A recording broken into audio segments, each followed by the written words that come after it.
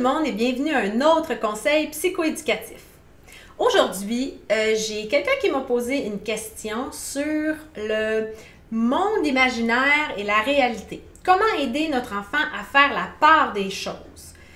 Bon, alors ça c'est très complexe parce que ça se passe ici et on a de la difficulté à voir un peu dans la tête de notre enfant si c'est vraiment arrivé comme ça ou s'il en met plus pour épater la galerie.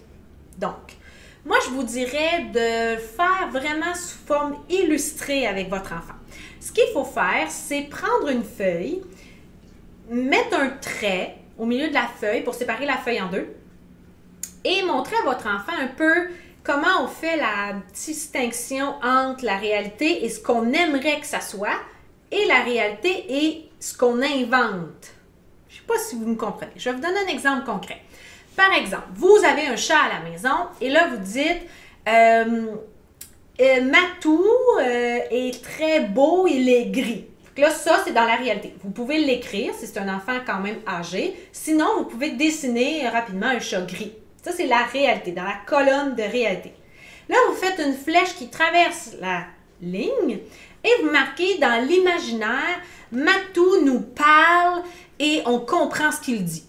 OK, là, on voit que dans la réalité, on a un chat gris, mais on aimerait ça que Matou nous parle et nous raconte des choses. On pourrait dire, dans la réalité, je joue au hockey et dans la ligne imaginaire, je suis très très bon, c'est moi le meilleur et le capitaine de mon équipe. Vous voyez? Alors, il y a des choses souvent que les enfants partent de la réalité, mais s'en vont du côté imaginaire pour se trouver meilleur, pour se vanter, pour améliorer la réalité. Il y a plein de raisons, mais il faut vraiment qu'on aide nos enfants à faire la distinction entre les deux.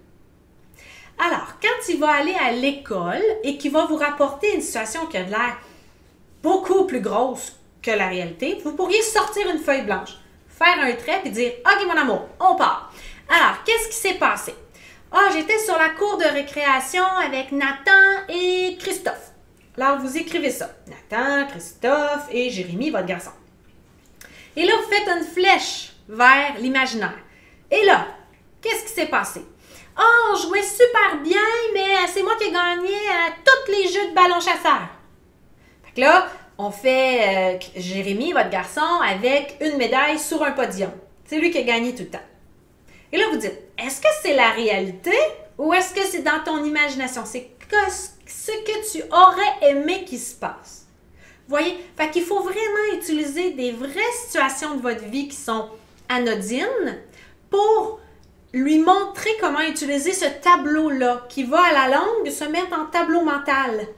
Fait que c'est vraiment ce que je vous conseille avec vos cocos qui ont une imagination trop fertile et débordante pour qu'à la longue, lui-même, il sache que là, oups, il est en train de traverser la ligne imaginaire pour se créer un monde idéal. D'accord? Si jamais ça ne répond pas à votre question, ou si vous voulez plus de précision, n'hésitez pas à me contacter ou à m'écrire sous cette vidéo pour que je poursuive un prochain conseil la prochaine fois.